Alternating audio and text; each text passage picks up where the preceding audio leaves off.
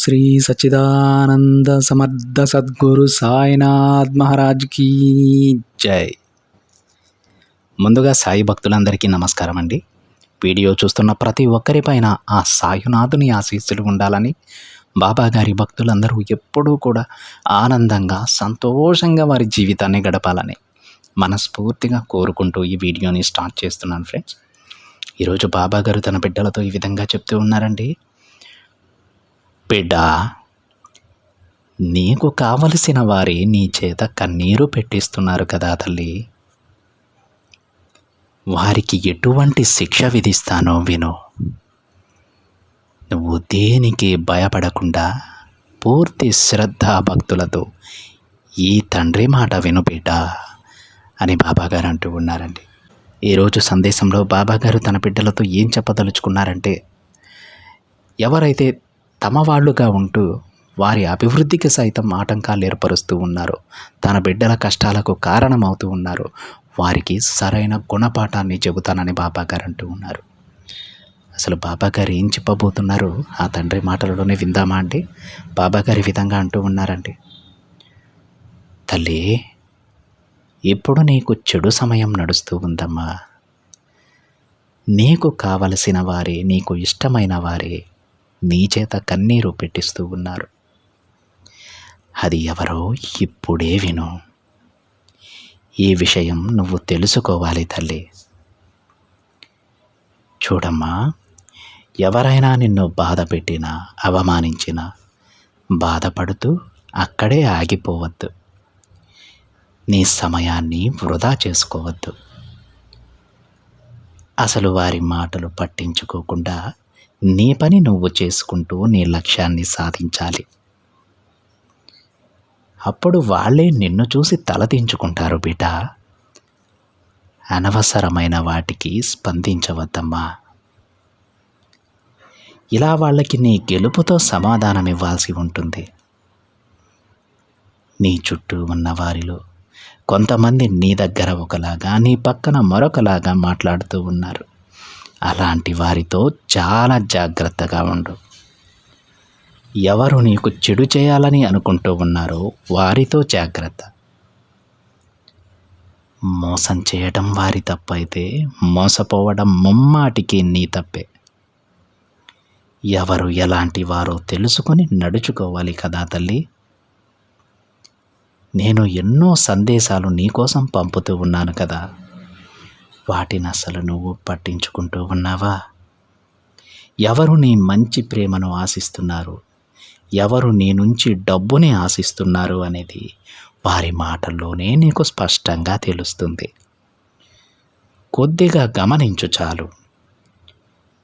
వారు నీ ముందు మంచిగా నటిస్తున్నారు బిడ్డ. ఆ నటన ముందు నీ నిజాయితీ ఓడిపోతూ ఉంది. కానీ ఏదో ఒకరోజు ఆ నటనకు నిజాయితీ మంచి గుణపాఠం చెబుతుందమ్మా.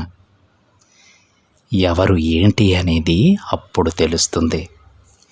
చూడు బిడ్డ, ఎవరు ఎన్ని వేషాలు వేసినా కాలం వారి వారి నిజస్వరూపాలను ఏదో ఒకరోజు బయటపడేస్తుంది. నువ్వు కాస్త ఓపికగా ఉండు. నీకు తోడుగా ఎల్లప్పుడూ నేనుంటాను. నీకు దూరమైనవి దగ్గరయ్యేలా చేస్తానమ్మా. ఇక దేని గురించి ఆలోచించకుండా ప్రశాంతంగా ఉండు. అతి త్వరలోనే నీ బంధాన్ని కూడా నీకు దగ్గర చేస్తాను తల్లి. తరువాత ఇకపై మీరిద్దరూ ఎప్పుడూ కూడా జరిగిపోయిన సంఘటన గురించి అస్సలు మీ ఇద్దరూ మాట్లాడుకోవద్దమ్మా. నేను మళ్ళీ మళ్ళీ చెబుతున్నాను తల్లి, ఎప్పుడూ జరిగిపోయిన సంఘటనను గురించి మాట్లాడుకోనే వద్దు. సంతోషంగా మీ జీవితాన్ని గడపండి చాలు. ఎందుకంటే జరిగిపోయినవి మాట్లాడితే మళ్ళీ మనస్పర్ధలు వచ్చే అవకాశాలు ఉంటాయి. అవి మీ ఇద్దరి మధ్య దూరానికి కారణం కాగలవు. ఆ గొడవలకు కారణమైన వారికి వీలైనంత దూరంగా కూడా ఉండు. ఆ వ్యక్తిని ఇక మీ జీవితంలోకే రానివ్వద్దు. సరేనా? ఇక అంతా కూడా మంచిగా మారుతుందమ్మా. నువ్వు కోరుకుంటున్న ఆనందకరమైన జీవితాన్ని నేను నీకు అందిస్తాను. గతాన్ని తలుచుకొని బాధపడవద్దు తల్లి. రాబోయే రోజులను మంచిగా మార్చుకో. కాలం అనేది ఎప్పుడూ కూడా ఒకేలా ఉండదు తల్లి. దానితో పాటుగా మనం కూడా మారుతూ ఉండాలి. అప్పుడే ఆనందంగా ఉండగలవు. నిన్ను బాధ పెట్టిన వారు నీ దగ్గరకు వచ్చి క్షమాపణలు చెప్పేలా చేస్తానమ్మా. ఇదేగా నీకు కావలసింది? తప్పకుండా అలా చేస్తాను. ఇది నీ సాయి వాక్కు బిడ్డ. తప్పక జరిగి తీరుతుంది. నమ్మకంతో ఉండు. ఇక ప్రశాంతంగా నీ జీవితాన్ని గడుపు అని బాబాగారు అంటూ ఉన్నారండి. ఈరోజు బాబాగారు తన బిడ్డల జీవితంలో గొడవలనేవి ఎందుకు వస్తున్నాయో చెబుతూ ఉన్నారండి. ఇవన్నీ వారి కారణంగా కాదు, ఒక మూడవ వ్యక్తి కారణంగా వస్తూ ఉన్నాయట. అది కూడా మనం ఎక్కువగా నమ్మిన వారి ద్వారానే ఈ గొడవలన్నీ వస్తూ ఉన్నాయని బాబాగారు అంటూ ఉన్నారండి. ఆ వ్యక్తిని వీలైనంత దూరం పెట్టమని బాబాగారు చెబుతూ ఉన్నారు. మరొక విషయం కూడా బాబాగారు అంటూ ఉన్నారు, ఇక ఎప్పుడూ కూడా మీరు కలిసిన తర్వాత, నీ బంధంతో నువ్వు కలిసిన తర్వాత బిడ్డ, ఎప్పుడూ కూడా జరిగిపోయిన విషయాన్ని గురించి మీరు మాట్లాడుకోవద్దు. జరిగిపోయిన మీ ఎడబాటుకు కారణమైనటువంటి ఆ గొడవల గురించి మళ్ళీ మీరు మాట్లాడుకోవద్దు. అక్కడి నుండి మీ జీవితాన్ని సంతోషంగా గడపండి. ఆ గొడవకి కారణమైన వారిని దూరంగా ఉంచండి తల్లి. ఇక ఎప్పుడూ కూడా తగాదాలు పెట్టుకోవద్దని బాబాగారు అంటూ ఉన్నారండి. అర్థమవుతుందా? మన కష్టాలకు కారణం ఎక్కడి నుంచో రావండి, మన చుట్టూనే ఉంటాయి. మనతో మంచిగా నటించే వారి ద్వారానే మనకు కష్టాలు వస్తూ ఉంటాయి. ఇది నమ్మకపోయినా సరే అక్షర సత్యం. మీరు నమ్మలేకపోయినా సరే ఇదే నిజం.